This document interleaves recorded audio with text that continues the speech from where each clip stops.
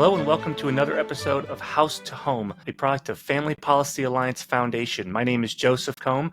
I'm alongside my host, Grace Youngson, as always, and today we are bringing you part 2 of our interview with Professor Joshua Herring, who's the author of a new book coming out soon from Davenant Institute Press called Sons of Adam, Daughters of Eve, C.S. Lewis's Images of Gender. We hope you enjoyed part 2 of our interview with Professor Herring. Enjoy. There's a quote from the introduction of your book where you say, quote, "The answer to the problem of transgenderism lies in a return to the doctrine of creation and understanding all of reality as God's gift. Our task is to receive the gift and submit to it. In that submission lies joy." And for me, a key part of that quote is the joy, because I think a big argument that can be made sometimes is like, oh, we're not allowing these people to be who they are and be happy and be joyful.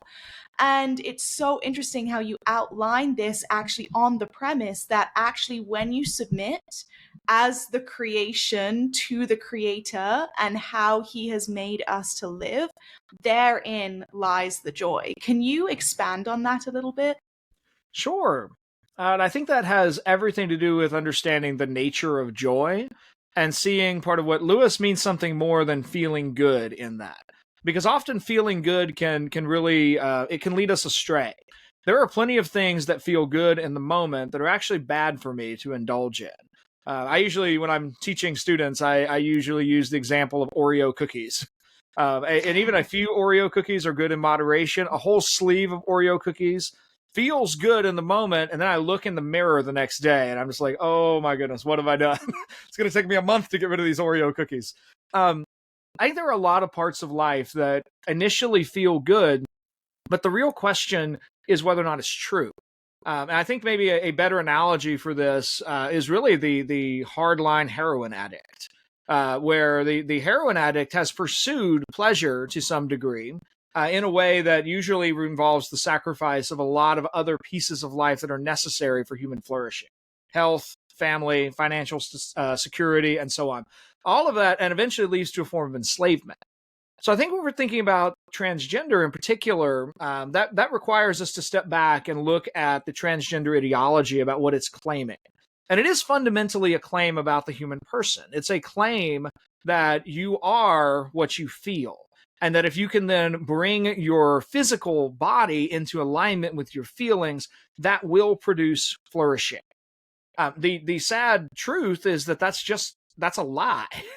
And that when people believe lies, they make choices, they make wrong actions. And so when we're thinking about instead what Lewis is offering is he's again, this is not radical for Lewis's day, and it's, I think, hand in hand with the Christian tradition. This is the Christian teaching of creation and of the nature of sin and the fall, time out of mind. That God has made us, and as our creator, he defines what is actually good for us. And that the original purpose of the law, the Apostle Paul says, is to be a teacher. It's to teach us what God wants us to do and how he wants us to live. And of course, our experience as humans is that we always fall short. We never live correctly throughout our lives. There are and the longer we go in time, the more options there are for us to really fall astray. Lewis comes back to that and says, really, the fundamental question for how we live as humans is whether or not we submit to the real. And if we submit ourselves to reality, we ultimately find great joy in that. This is really the story arc of Jane in Lewis's novel, That Hideous Strength. And Lewis gets quite a lot of flack for Jane. Feminists do not like Jane because at the beginning of the novel, she's an English PhD student who's writing a very bad dissertation on John Donne. She's married. She's been married for 1 year, and she's really unhappy. She's unhappy because marriage requires her to submit herself and her desires to her husband. And she has this great conversation with Ransom in the middle of the novel, where Ransom tells her 2 lines. One of them is I think it's just absolutely fascinating, that obedience is an erotic necessity. And he says there must be obedience for Eros to flourish. But he goes on in that same conversation and tells her, you have not yet known love because you have not known obedience. Ransom tells her that she must first obey, and not even obey her husband as much as she has to obey God, and then she will find love and joy and happiness and flourishing. So to bring all this back full circle, I think what Lewis suggests, if we were to apply Lewis to the transgender question, is really that the one who suffers from gender dysphoria and has embraced this lie, the biggest need that individual has is really for truth. And then that individual is not going to find flourishing until first that individual has a right understanding of human nature and submits his or her desires to who he or she actually is, and begins from there to build a positive understanding of what it means to be made male or female. And ultimately, God brings joy in that discovery. Amen. I love that you used that example from That Hideous Strength, because that's a book that is so underrated and does not get enough attention. It is problematic and is not, of the three Ransom trilogy books. I gotta get my correct You just saved phraseology there. yourself from Michael Ward smacking you on the back of the head. Exactly. I just met him for the first time a couple weeks ago. It's time of Oh, it's recording, so so good. I've got to get it right, because I am a big fan of those books, which is why I'm glad you talked about them, because they are just, in terms of the Lewis sphere of works, they are underappreciated, underfocused on, particularly that arc of Jane, because I think the inverse that I would just like to encourage our audience, if you haven't read these books, the Ransom trilogy, it's Out of the Silent Planet, Paralandra, and That Hideous Strength. Highly, highly, highly recommend them, especially because the one thing I'll add to your arc there that you mentioned about Jane is at the same time as she's learning to obey, and in another vein of the story, her husband, Professor Mark Studdock, is learning to become a person worth submitting to. Yes. And if that's not marriage, I don't know what is. Both spouses becoming people who are worth obeying and submitting to. So thank you for using that as your example to answer that question.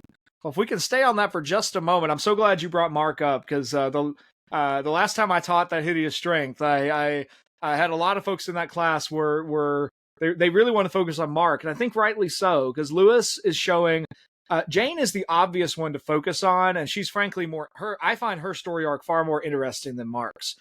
But Mark is the one that I find convicting. Because Mark is, at the beginning of the novel, he's a young professor who just has this impetus to be a social climber in his field. And he's always looking for the next group that can get him closer to whatever he thinks the inner ring is. And his journey, when we open, he's always leaving Jane.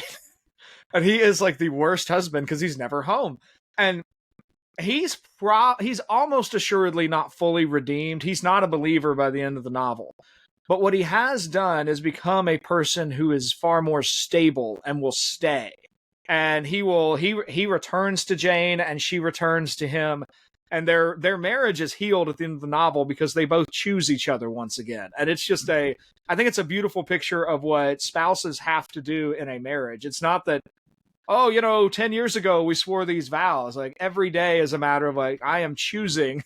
Once again, I'm choosing my spouse, I'm choosing my role, I'm choosing this marriage. And Lewis shows that so beautifully. Yeah, amen. That was a worthwhile diversion, so I'm glad. I appreciate you adding more to it there. We want to ask you just one or two general policy questions, and then a couple of practical things before we let you go. So on the policy side, I mentioned at the top that Grace and I approached this your book and this interview with you undoubtedly from the perspective of Family Policy Alliance Foundation's Help Not Harm campaign, which has been, in terms of pure legislation, the country's leader in protecting kids from gender transition procedures in a medical context. So that's puberty blockers, cross-sex hormones, and then the actual transition procedures to treat gender dysphoria. And as the time of recording, we've got 25 states have passed a version of that law, and the Supreme Court has affirmed it over this last summer in United States versus Scrimetti. So the way we approached that campaign was, even drafting that legislation, was that God didn't make any mistakes. No child is born in the wrong body. I think we've arrived there. So the question is, for the kids who are actually feeling this gender dysphoria, this distress, and who God has made them to be, whether a male or a female, we came to a couple of just very simple conclusions that anybody could have come to from a Christian worldview back in 2017 when we started the campaign. Even back then, when this was really unpopular and not many people were talking about it, we knew God didn't make anybody in the wrong body. And we knew that these gender transition procedures were not helpful. whatever that distress is, gender dysphoria, call it whatever you want. We knew that mutilating children in surgeries and forever changing their body's physiognomy with chemicals like that was not helpful. So we wanted to pave the way at law for those kids to A, be protected from those things, and B, to actually get the help they needed. So it was the idea of how do we care for them in a compassionate way, but actually care for them while we protect them from what we know is not harmful. So I think from your book, Lewis has a vision that really supports that. And supports really both of those things at the same time. I was wondering if you could just, elucidate it for us. Sure. With maybe one, maybe two caveats. The first caveat I want to mention is that Lewis is, of course, writing in a British context, and he's writing decades ago. And he's writing as a literary figure who is attempting to articulate, he's trying to articulate universal truths that can only be expressed through characters and themes and motifs and symbols. He's not working on the granular level of a policy that might be approved by, in his context, number 10 Downing Street, for example. So he's not exactly trying to answer your question, but at the same time, I think he certainly provides the beginnings of what practically minded individuals can work out into policy steps. The first thing I think that if Lewis were faced with such a person, I imagine, I don't know this, but I draw this mostly on the fact that he answered every fan letter that was written to him, which just still astounds me. He responded to every letter of every child that wanted to write the author of any Narnia book. He answered them all. I think Lewis would start really with wanting to hear from a person who wrestled with gender dysphoria. And he'd want to hear that person's kind of story and how he or she reached that conclusion. And particularly then wanting to pay very close attention to what stories does this individual believe? Because nobody gets to a transgender narrative in a vacuum. This is an unnatural phenomenon that we have to be taught in some way. Left alone in nature, the vast majority of people would never wrestle with this question. So in most cases, this is going to be a story that students have learned from somewhere. Tumblr has done a lot here. X has done a decent amount, or Twitter in its earlier iteration. The internet in general, TikTok more recently, the wide array of transgender activists that troll the internet looking for children to disciple. All of those are vectors, stories. So I think Lewis would start with what stories has this individual believed? And then we've got to begin sort of a counter narrative in some way. And we've got to give this person more true stories. And the nature of that's going to depend on the false stories that have come. But I think part of what this gets to, I get to a little bit of this in the conclusion of the book. I mean, part of what Lewis is looking at is this broad trend of modernity to disassociate people from reality. Our technologies provide so many different things that they let us do that previous generations couldn't do. But we're further removed from each other.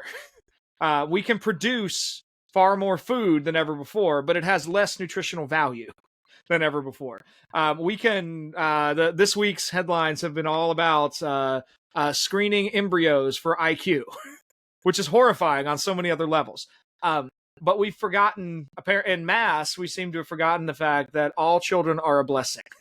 And that we shouldn't reject the blessing because it didn't have 180 IQ or something. What Lewis is trying to do is to re-enchant the imagination to perceive the gift of reality.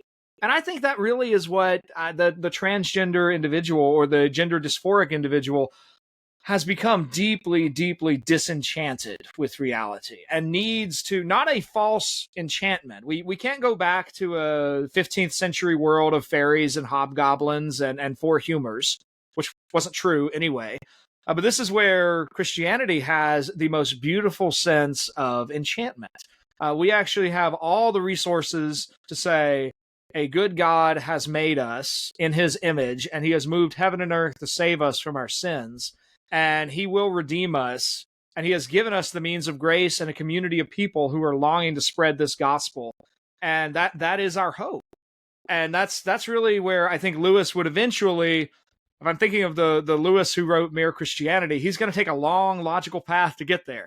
But that's the end goal. The end goal is to help every individual see that ultimately your hope of happiness and flourishing lies in having a right relationship with the God who made you and a right relationship with the people that you live in. That's so great how you just clearly outlined that. And really, I think everything, obviously, as you're talking, it comes back to your worldview, whether that's based around God or not. And the thing that is challenging to those who don't want to adopt a godly worldview is they're actually rejecting reality, because God is reality, and the reality is that He's the creator and we're the created. And that's a very scary place to be if you're rejecting reality. Further to Joseph's question on help not harm, many states, as Joseph mentioned, have passed help not harm style laws protecting children from medicalized so-called gender transition. What prudential principles from Lewis could guide policymakers to pair these protections with the actual helpful support, like effective mental health care, parental involvement? How would you see those things working together? It's a great question, and I when you sent this question over, I kind of racked my brain for a few minutes trying to think of how on earth, this is getting more down into the nitty gritty that I don't know that I have a great answer for, but I'm gonna try. I actually think that part of Lewis's philosophical magnum opus, The Abolition of Man, speaks to. In Abolition of Man, Lewis talks about the failure to give attention to textbooks in schools. And he opens, I mean, this is for any listeners and viewers who haven't read this one, this is a wonderful book. It's going to be very confusing your first time through, but it will change your life. You should definitely drop this podcast and go read it right now, then come back to the podcast. But he opens with this extended reflection on the implications of one passage in a high school literature textbook in 1940s England. And in that context, he talks about the fact that the British boy who is doing his prep, the good-hearted child who is just determined to get an A, is like, I have to do my homework to get an A, so I will read whatever my teacher assigns so that I'm ready for class the next day. That child is being shaped by the books that he reads and the ideas that he encounters.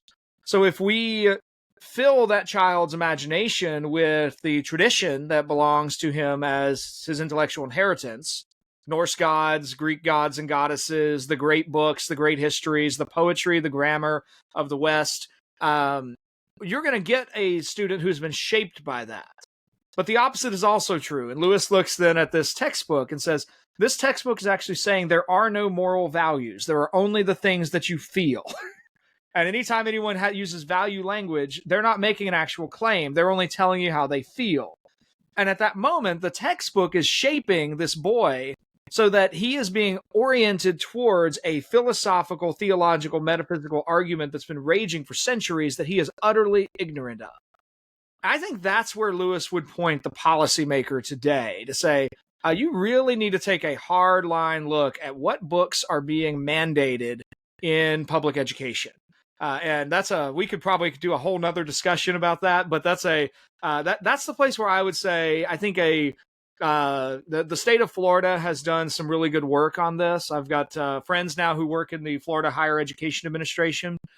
Florida passed a bill that required no core class in a Florida State College or University class could be infused with critical race theory. That was followed by the need to hire academics who could really spot their colleagues shielding critical race theory and could identify critical race theory and evaluate syllabi. It had to be implemented correctly. But that sort of move, I think Lewis would look on as a good use of policy to identify, we want to encourage these attributes within our students, therefore we should read these books. And we identify these qualities as negative. And particularly in state-funded institutions that make use of tax dollars, we ought not encourage these negative attributes. So y'all are far more in the policy world. I hope those are helpful ideas, but that's as close as I could get to an answer to that question. That was very helpful, and allows me as the policy director at FBA to encourage our audience and say, we did support that bill and its follow-up at that time. So did our state family policy council named Florida Family Voice. And I agree with you that is an excellent piece of policy, and it's generated a lot of interest in similar policies like that at the state and local level, which FPAF is actively helping people explore those options, is how parents can exercise their reasonable right to just make sure that the materials in their schools and their libraries are actually age appropriate and hopefully reflect reality as well.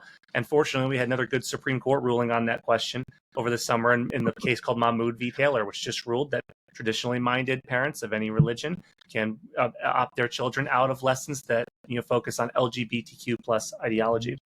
So Josh, or for Dr. Herring, I should say, we had a long list of questions for you, and I'm sorry that we're pretty much out of time. Maybe we'll have to have you back on after the book's released to talk more about this, because Sure. I really would love to get into more conversations about the works of Lewis with you.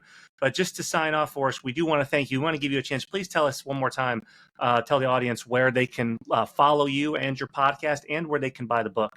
Oh, sure. So in that order, for following me on social media, I'm pretty active on Facebook, LinkedIn, and X. On both Facebook and LinkedIn, you can find me as Josh Herring. I am not the televangelist Josh Herring that will pop up on YouTube if you put my name in there. And then on X, I tweet as the podcast name, so it's the Optimistic C3 is the X handle. And then to find the podcast, you can find that primarily on YouTube or Spotify or Apple Podcast are probably the biggest platforms. Just search for The Optimistic Curmudgeon. And we're about to, in September of 2025, we'll be launching season 9, which I'm very excited about. We've got a lot of classical education themed episodes coming. Season 8 was all about the re-enchanting Inklings, and I got to sit down with 13 Inkling scholars and talk about all of their ideas, and it was great. I also do a lot with my college, so if you check out thales.college.org, you'll see a lot of my things I have a hand in. I lead the Certificate in Classical Education Philosophy program. That's a continuing education program for teachers, parents, and people involved in classical education in all venues who want to get a deeper foundation in the literature of classical education. I also teach the humanities program there at Thales College. As for the book, it will be coming out in late August, early September is our current launch window. You should be able to find that on Davenant Institute's website. So if you, or also on Amazon.com. So the full title is Sons of Adam, Daughters of Eve, C.S. Lewis's Images of Gender. Well, all of that sounds delightful, particularly your new season. We're big fans of classical education at Family Policy Alliance Foundation, so that's terrific. And as you said, folks, the book is Sons of Adam and Daughters of Eve, C.S. Lewis's Images of Gender. We will put a link to the Davenant Institute's page for where you can pre-order the book in the show notes to this podcast, and we'll put links to your social media and YouTube channel as well. Thank you.